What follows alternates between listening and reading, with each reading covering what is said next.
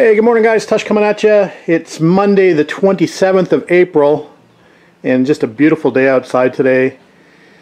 It doesn't look like it's going to be that way for the next 3 days, unfortunately. It looks like we've got a lot of rain coming up in the forecast, so I'm going to try to take advantage of today and get out here to work on the TR250 project. We've got the bonnet back on the car and it's looking good. I'm happy with my primer job.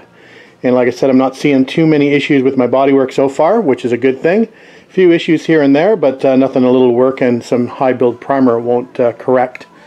Anyway, we'll continue on. We'll figure out what we want to do today. We'll do something, but I'm not quite sure what that is yet.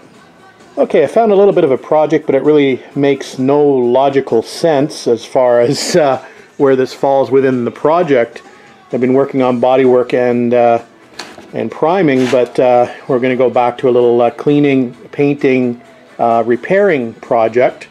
These are, or this is, the radiator protection shield from the TR250. I believe this is the one from the 250. I believe this is a spare I have from a TR6. I believe this is the TR6 one because it's got a few little extra little mods to it, like here, for example.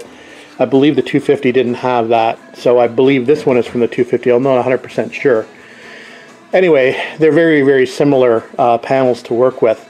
So what I'm going to do today is I'm going to do a little project where I reinforce these little tie-down brackets. As you can see, it's a weak point on these cars, and most of them I've seen where anybody's actually utilized these tie-down points have been torn out. Exactly as you see here. This one's actually been bashed over on this side. So this one is actually in pretty good shape. It's a little bit bent up, but not too bad. Probably one of the best ones I've actually seen. Again, a little bent there, but that can be fixed. So what I'm thinking of doing is I'm thinking of continuing on to, this has been partially sandblasted. You can sort of see it's cleaned up to about here where it starts to rust over again. The few little old scab over pieces of frame on here as well. So what I'm thinking of doing is I'm thinking of modifying this panel here, the better of the two, to reinforce this area with a couple of plates inside and outside, so this actual strap down point doesn't bend as much. It'll give it a little bit more structural reinforcement, let's say. It's not going to be something that I'd rely on 100%, but it'd definitely be better than something like this breaking out like this. And like I said, this is what I've seen on quite a few cars who actually use this strap. I do intend on sort of trailering the 250 at some point in time. If I'm going to a long trip, I'll probably have it. I do have the covered trailer, so I'll probably end up strapping it down at least a couple times in its life. So in that case, these become helpful, let's say, or even just pulling the car up onto the trailer. These are very helpful to have. They're quite accessible at the front of the car. So let's clean this up a little bit. We'll do a few mods. I'm going to probably cut this panel up to use some of the metal from this. These are not rare. They're easily available. I think I even have another one in storage. So I don't have any qualms about cutting this up to repair this panel. I only need one anyway. So I don't have any extra steel, so I think this is going to give up its steel for this panel project. Don't hate me. Well, first thing I got to do is get these rusty old bolts out. So we've got to clamp down to my workbench. I had to clean the workbench off to be able to work on it, oddly enough. So we've got the socket wrench out and a breaker bar. We'll see if we can get that off without having to heat it up. Well, didn't want to cooperate, so I have to bring out the big gun. Alright, I managed to get those fasteners out with a bit of heat. You got that little bit of scab metal off there, so that's looking good. So I pulled out the sandblaster. I haven't used this in, I can't even remember the last time I used the sandblaster. So it's actually got media in it, which is surprising. I thought I had emptied it, but still got media in, which is good.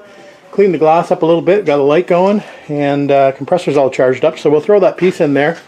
We'll give it a good sandblast, and then we'll show you when it comes out of the blaster. So just to let you know, I'm also resorting to a little bit of outdoor bucket blasting. It's just too hard to maneuver this big piece in my blasting cabinet. So we've just got the bucket out here and the portable sandblaster, and we're just going to town on it out here. I did give it a quick scratch up with a flat disc on an angle grinder just to take the worst of it off. So it's amazing where you find undercoating. There's undercoating on everything, and I've got a bunch here that I hit with the angle grinder and just made a mess of. So we're getting her off with the sandblaster out here just outside, and doing a good job. So we'll finish this up, we'll bring it back inside. Alright guys, we got our part blasted all up, and it's looking not too bad. Looks a lot better than when I put it in the blaster and finished it off outside, that's for sure. We did straighten these up a little bit. We could probably straighten them a little bit more. That's pretty good, not bad. So what I've done now is I've just made myself a template to work with. Something like that. So what we're going to do is, since this protection shield slides on the inside, we can basically plate it on the outside. So I'm going to make plates for both outsides, left and right. And then we're going to also sort of tie it in somehow at the front here. We'll put another small plate on the inside of here to stiffen that up a little bit. So we'll see what we can do, and I'll bring you back when I have some plates made up. Okay, we've used our templates to mark out the bottom of this radiator protection shield, the old one.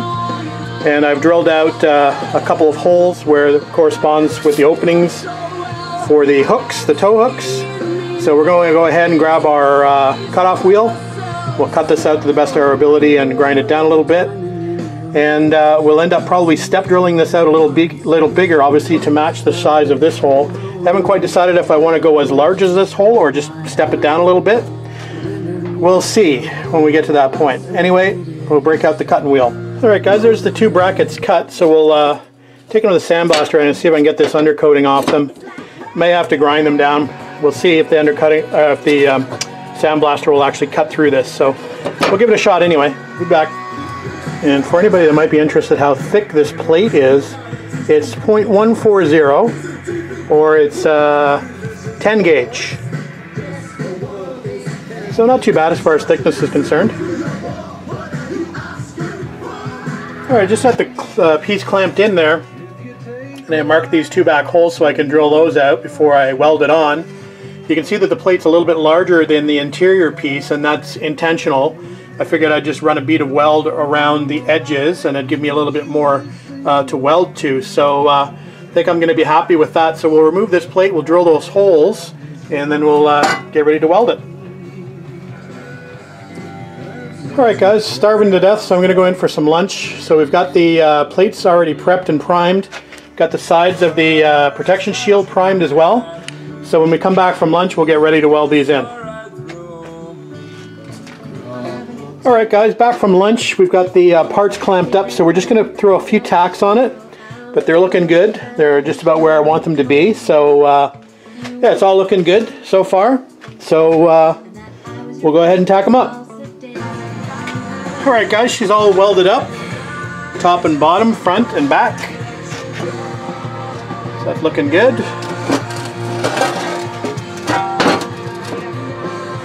Put a little extra weld here, that's where the factory welds were. So we'll grind that down, make that look a little bit better, and then we'll throw a little bit of, probably a little bit of black primer on here, since I haven't decided what I'm going to do as far as what I'm going to paint the chassis with. So I want to match this plate obviously to what I paint the chassis with. So we'll probably just black primer it for now, just so it doesn't flash rust. And we'll probably get the step drill out and drill these holes out a little bit here, and then that'll probably be it. We'll see if we need to put a reinforcement plate on the inside. We'll check and see what we think as far as how sturdy it is, and we'll add one if we need to. Alright guys, made a little template for the inner strengthener. So I've got two marked out here. We'll just cut those out and we'll weld those in. Better safe than sorry. Alright guys, we have those structural inner pieces welded in, both sides. So they're looking good. We're just going to grind those down.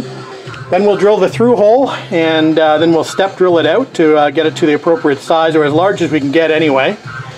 Then we'll probably hit it with a black primer, and we'll call it done. We'll come back probably with maybe one or two more updates. Alright, one more last shot before primer. We step drilled in these holes.